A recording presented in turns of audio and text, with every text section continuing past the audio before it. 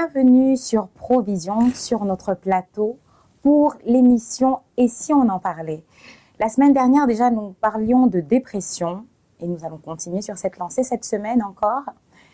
Et nous avions avec nous le pasteur Gélil qui nous entretenait à ce sujet.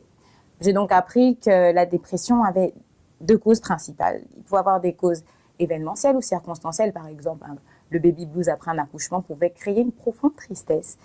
Mais nous avions aussi des causes existentielles, notamment les questions qui restent en suspens comme « Pourquoi suis-je sur la Terre ? Quel est mon but ?» et beaucoup d'autres. Mais je ne vais pas faire le résumé car il est avec nous aujourd'hui et je vais lui laisser la parole. Bonsoir, pasteur Gélil. Bonsoir, Karen. C'est toujours une joie de vous avoir avec nous. Joie partagée, merci. Alors, on va rentrer tout de suite dans le vif du sujet parce que je sais qu'il y a plusieurs téléspectateurs qui attendent de vous entendre à ce sujet qui est si important aujourd'hui. Est-ce que vous pouvez nous faire un bref résumé de ce que nous avons dit la semaine dernière ? La semaine dernière, nous avons défini la dépression aussi bien en termes psychologiques et nous avons essayé de voir dans la parole de Dieu quels sont les éléments qui peuvent nous permettre de parler de dépression. Est-ce qu'il y a des exemples bibliques de personnages que nous citons en exemple dans nos prédications qui ont également fait l'objet de dépression ? Nous avons montré que la Bible parle de tristesse profonde et que ces tristesses parfois peuvent conduire certains serviteurs de Dieu à demander la mort. On a cité l'exemple de Moïse dans Nombre chapitre 11. Et on a montré que si la tristesse peut être positive dans le sens où elle nous emmène à nous repentir de nos fautes, la tristesse peut aussi avoir un penchant négatif et qu'à ce moment, elle est dangereuse parce qu'elle nous emmène dans une phase de dépression où là, on a envie de mourir, on ne se sent pas bien, on se sent complètement inutile. Et on a montré que l'un des éléments ou l'un des outils qui nous permettrait de nous en sortir, c'est d'arrêter de penser à je, ce que je vaux, ce que je fais, ce que je n'ai pas, et penser à ce que Dieu a fait, combien Dieu nous aime, combien il s'engage quotidiennement pour que notre vie soit meilleure. D'accord. Alors, on a arrêté... Je vous posais une question la semaine dernière qui était de savoir si, justement, le chrétien pouvait souffrir de dépression et que la dépression s'attaquait à son âme principalement. C'est une question que je vais essayer de reformuler parce que c'est un peu trop compliqué. Justement, si le chrétien peut souffrir de dépression et que dans la dimension tripartite de l'homme, il y a son âme qui a des difficultés à changer, parce que comme je vous le disais, j'avais entendu dans un de vos messages que le corps pouvait changer chez l'homme parce qu'en vieillissant, on peut changer, l'esprit peut changer au contact de Dieu, mais que l'âme avait des difficultés à changer. À ce moment-là, est-ce qu'on peut rester dans un état de dépression étant donné que l'âme change difficilement ? Vous m'aviez donné une réponse partielle, mais je crois que vous avez d'autres révélations à ce sujet. Absolument. Alors la semaine dernière, lorsqu'on en parlait, j'ai insisté sur l'importance de la volonté, la décision que nous devons avoir de nous en sortir. À tes résolutions répondra le succès. J'ai pris cette citation. Il y a aussi un autre aspect au niveau du changement que l'on peut désirer expérimenter dans son âme. Qu'est-ce qui ne change pas concrètement dans l'âme ? Ce sont les traits de caractère. Lorsqu'on est, il y a une portion de notre caractère qui est innée et il y a une portion de notre caractère qui est acquise. Certains d'entre nous, nous avons le cœur sur la main, nous avons tendance nécessairement à vouloir que notre entourage se porte bien. Certains sont plutôt mélancoliques, d'autres sont taciturnes, d'autres sont plutôt expansifs. Disons que ce n'est pas cela qu'il faut essayer de changer, parce que c'est comme ça que Dieu nous a formés. Et il faudrait éviter de laisser la société nous déformer, parce qu'on peut avoir besoin de ces traits de caractère-là pour évoluer. Traits de caractère innés, c'est à conserver et plutôt à réorienter dans la dimension de notre destinée pour que ça soit toujours positif, pour que ça soit toujours constructif. Traits de caractère acquis, on doit se poser la question de savoir est-ce qu'ils nous sont bénéfiques, est-ce qu'ils sont en accord avec la parole de Dieu. Vous grandissez dans un environnement là où tout le monde est hypocrite, vous avez tendance à développer de l'hypocrisie aussi à votre niveau. C'est un trait de caractère qui va rentrer en vous parce que vous avez vécu dans un milieu qui porte cette valeur, ou plutôt ce vice-là, au rang de vertu ou au rang de valeur. Dans ces conditions, vous allez analyser ce trait de caractère et vous rendre compte que ce n'est pas en conformité avec la parole de Dieu. Dieu veut qu'on soit transparent, Dieu veut qu'on soit honnête, l'esprit de Dieu c'est un esprit de vérité. Et donc vous allez renoncer à ce trait de caractère que vous avez acquis dans votre parcours pour tendre de plus en plus à la perfection selon Dieu. En ce qui concerne le caractère, donc, on a un panel où on dresse ainsi un paysage de ce qui peut être modifié, comment ça devrait être modifié, comment ça doit être pensé. Mais l'émotion, ou du moins, la dépression ne vient pas pour atteindre les traits de caractère, elle vient particulièrement se concentrer au niveau de nos émotions qui sont également ressenties par notre âme. Des émotions comme la tristesse, comme le désarroi, comme le mépris, comme la crainte, comme la peur. Toutes ces choses-là que nous ressentons de façon extrêmement amplifiée, extrêmement prononcée, sont le résultat d'une dépression qui est causée. Et si la question c'est de savoir, est-ce qu'on peut changer notre état émotionnel? Absolument. D'ailleurs, le mot émotion vient de l'ancien français motion qui signifie mouvement. Donc, dans l'idée même de l'émotion, on a la possibilité de changer. Et on doit se demander comment on change. Lorsque, en étudiant la parole de Dieu, on y découvre le type d'émotion que Dieu veut exacerber à l'intérieur de nous, comme « soyez toujours joyeux » par exemple, en s'appropriant ces textes, on combat la tristesse et on se dit « Seigneur, tu m'as dit d'être toujours joyeux, la joie de l'Éternel sera ma force ». Et on a donc effectivement la possibilité d'opérer un changement dans les émotions que l'on ressent. C'est un peu ce que David fait dans les psaumes lorsqu'il va parler à son âme et lui demander « Mon âme, pourquoi t'as battu? Pourquoi es-tu triste au-dedans de moi ?»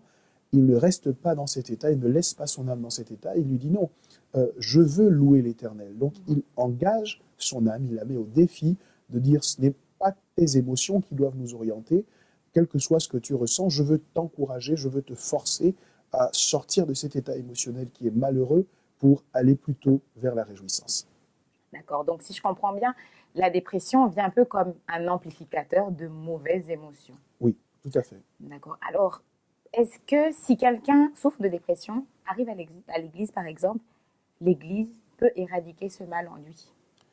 Est-ce que l'église peut aider quelqu'un qui est actuellement en dépression ou qui souffre de dépression? La réponse est oui.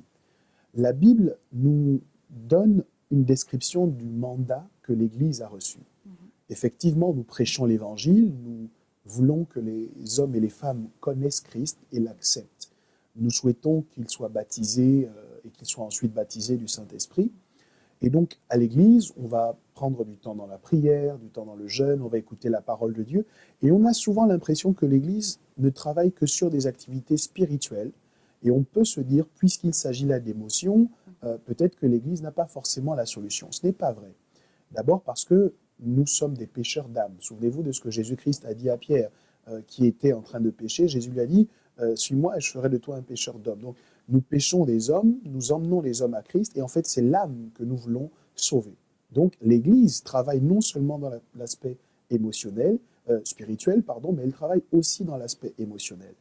Donc, lorsque quelqu'un fait face à un désordre émotif et qu'il arrive à l'Église, l'Église est mandatée par Dieu également pour apporter des solutions à travers la parole de Dieu, à travers la prédication de la parole, à travers la prière, apporter des solutions pratiques à ce que quelqu'un qui souffre de dépression expérimente dans son quotidien. Si l'Église peut apporter une solution, alors vous recommanderiez-vous à quelqu'un de venir à l'Église plutôt pour guérir ou de recourir à un traitement médical, prendre des antidépresseurs par exemple? Je ne vois pas exactement les choses dans ce sens. Je ne parlerai pas en termes de plutôt. Et c'est vrai qu'on a l'impression parfois qu'il y a comme une opposition entre l'Église d'un côté, la foi d'un côté, la spiritualité d'un côté et la science de l'autre. Mais qu'il me soit permis d'être clair aujourd'hui, l'Église et la foi chrétienne n'ont aucun problème avec la science. Nous croyons que la science, la médecine, sont un moyen parmi tant d'autres que Dieu peut utiliser pour guérir les gens. Dieu peut guérir par miracle instantané, Dieu peut aussi guérir par le moyen de la science. C'est lui qui a donné l'intelligence aux hommes pour qu'en faisant des expérimentations, ils réussissent à reproduire de façon beaucoup plus large ce qu'ils ont réussi à faire en laboratoire. Et donc, le problème qu'on a souvent, c'est que c'est la science qui veut contredire absolument la foi, mais pour nous, il n'y a pas de paradoxe entre les deux. La science explique le comment, mais jamais elle ne répond à la question pourquoi. Elle dit le monde a été créé notamment à l'occasion d'un Big Bang. Je ne sais pas exactement comment les choses se sont passées, je n'étais pas présent, j'imagine que c'est une hypothèse, mais elle aura du mal à vous dire pourquoi le Big Bang a eu lieu à ce moment-là. Elle vous dira que certaines espèces ont évolué, mais elle ne saura pas vous dire pourquoi, aujourd'hui, les espèces n'évoluent plus comme elles auraient évolué par le passé. Et donc, la science répond au comment, quand la foi répond au pourquoi. Et je crois donc que l'on ne doit pas choisir l'un ou l'autre, mais on doit accepter de mettre chacun à sa place. On a posé une question similaire à Jésus. en lui montrant une pièce et en lui demandant « Est-il permis de payer l'impôt à César ?» Et Jésus a dit « Rendez à César ce qui est à César et à Dieu ce qui est à Dieu. » Et donc, en tant que croyant, on doit, mettre Dieu à sa place. Il a la première place dans nos vies, il doit être à la priorité dans nos cœurs. Lorsque nous avons un quelconque besoin, Philippiens 4, 19 nous dit « Et mon Dieu pourvoira à tous vos besoins, selon sa richesse avec gloire en Jésus-Christ. » Nous devons donc lui faire confiance pour tous nos besoins du quotidien, qu'ils soient matériels, qu'ils soient spirituels, qu'ils soient émotionnels. Et nous devons accepter aussi que Dieu puisse nous dire, à un moment donné, je souhaite te guérir à ce moment en passant par un médecin. Donc concrètement, lorsque nous recevons quelqu'un dans le cadre de l'Église et que nous diagnostiquons qu'il y a un problème au niveau de la dépression, notre réflexe premier va être de prier pour la personne, de lui donner un certain nombre de conseils, un certain nombre de passages bibliques, mais nous devons être très très attentifs à la façon dont cet état évolue et ne pas craindre, si cela est nécessaire, de recommander la personne à un spécialiste du corps médical qui la recevra et qui, si nécessaire, lui prodiguera un traitement médicamenteux. Cela ne doit pas être considéré comme un échec, et je veux le dire non seulement pour les croyants, mais également pour tous les pasteurs et tous les responsables d'Église. Cela ne doit pas être considéré comme un échec, mais je crois que c'est une responsabilité que nous avons, et surtout une marque de sagesse et de maturité, de pouvoir dire, à ce moment, tout ce que nous pouvions faire spirituellement, nous le faisons, nous l'avons fait, et nous croyons que la personne va s'en sortir encore plus vite et encore mieux si on associe à cela les conseils d'un spécialiste, les conseils de quelqu'un dont c'est le métier de travailler spécialement sur le domaine de la dépression.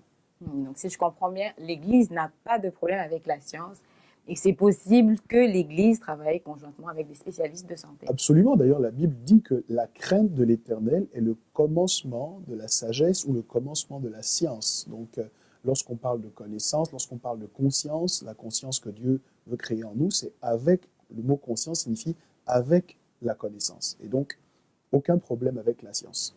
D'accord. Vous me parliez tout à l'heure de prière, donc la solution, c'est prier pour la personne pour ce qui est de l'Église, prier, conseiller ou enseigner selon la parole de Dieu. Et si une personne qui souffre de dépression est face à un homme de Dieu et que l'homme de Dieu recourt à une délivrance, est-ce que la dépression est un esprit pour recourir à une délivrance sur quelqu'un qui en souffre? Alors, oui, disons que à la base, lorsqu'on parle de dépression, je vous l'ai dit tout à l'heure et la semaine dernière, on parle particulièrement des émotions, on parle particulièrement de l'âme. Maintenant, l'être humain n'est pas un millefeuille. Nous ne sommes pas prédécoupés sans qu'il n'y ait aucun contact entre les différentes parties de notre être. On peut être atteint dans son âme et il n'y aura pas besoin de beaucoup de temps pour que ce que l'on ressent dans notre âme se manifeste aussi dans notre corps. On peut être dans une forme de dépression, c'est notre âme qui est atteinte, mais ça fait qu'on n'a pas envie de sortir du lit, ça fait qu'on se sent physiquement fatigué, et de la même manière que donc il peut y avoir une contagion à notre corps de ce qu'on ressent dans notre âme, il peut aussi y avoir une contamination au niveau de notre esprit.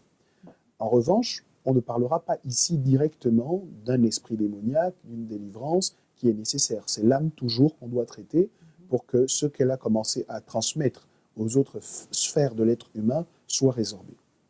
Mais lorsqu'on regarde les Écritures, il y a un autre homme de Dieu qui a subi une attaque clairement spirituelle et qui est tombé dans la dépression juste après. Il s'agit d'Élie. Le prophète Élie a confronté les prophètes de Baal sur le mont Carmel. Il a invoqué le feu de Dieu, le feu est descendu, a consumé l'Holocauste, il a fait exécuter tous les prophètes de Baal, et il est donc dans une grande victoire. On peut imaginer que tout le monde en Israël parle d'Élie comme d'un héros, comme du champion que Dieu a envoyé pour ramener le cœur des Hébreux vers leur Dieu. Et là, Jézabel, la femme du roi Akab, va faire une menace qui va arriver aux oreilles d'Élie en disant que les dieux me traitent dans toute leur rigueur si demain je ne t'ai pas fait exactement la même chose que tu as fait au prophète. On peut difficilement imaginer que la réaction d'Élie qui va suivre, c'est-à-dire le fait de fuir dans le désert, on peut difficilement imaginer que cette réaction soit liée au fait que la reine avait parlé, parce que Élie avait confronté le roi Akab et les 400 prophètes sans aucune crainte.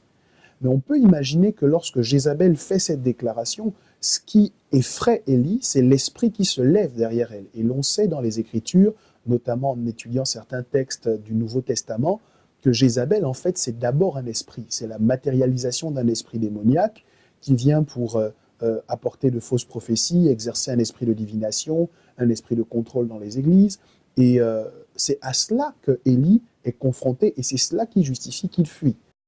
Et donc on voit que des attaques démoniaques, des attaques spirituelles qui sont organisées ou orientées contre les serviteurs de Dieu peuvent avoir pour résultat de les emmener, comme c'était le cas d'Élie, de dire à Dieu à un moment donné, c'en est trop, tue-moi, ôte-moi la vie, car je ne suis pas meilleur que mes pères. Cet épisode montre aussi que ces esprits vont les emmener, ou du moins vont attaquer en nous emmenant à nous comparer aux autres. Élie va faire une comparaison entre ses actions, les actions de ses pères, tout cela parce qu'il y a eu une menace, la menace de Jézabel contre lui. J'aime bien la façon dont Dieu a résolu le problème. Il a emmené Élie en un endroit où il lui a permis de se reposer.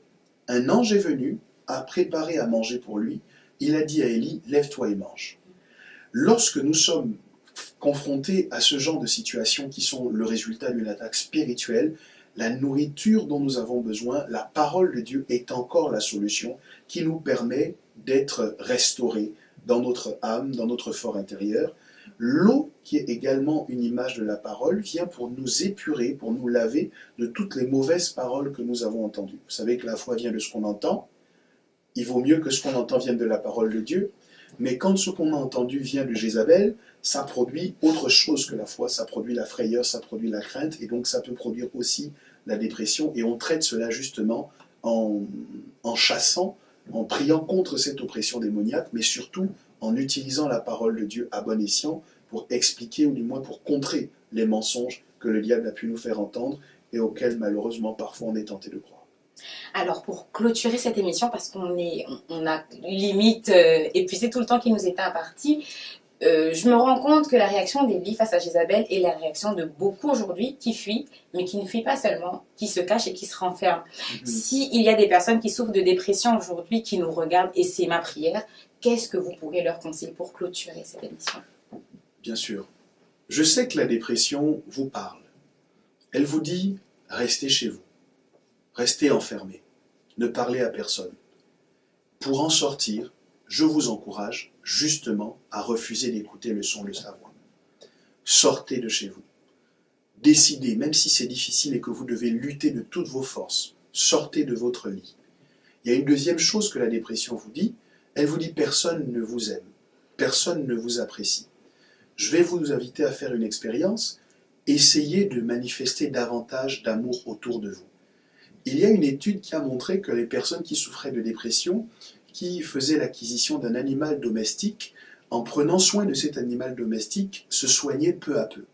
Je ne vous encourage pas à aller vous acheter un chat ou un chien, mais ce que je veux dire, c'est que plus vous allez donner de l'affection autour de vous, moins le diable aura de la possibilité de vous enfermer dans ce mensonge, comme quoi vous ne valez rien, vous n'êtes pas important et personne n'a besoin de vous. Au contraire, vous êtes précieux, aux yeux de votre entourage, mais encore plus aux yeux de Dieu. Vous avez de la valeur, votre présence n'est pas égale à votre absence. Sortez, vivez, pratiquez les actions qui vous font du bien et laissez le Seigneur vous restaurer. Il y a de la place dans la maison de Dieu pour solutionner le problème de la dépression.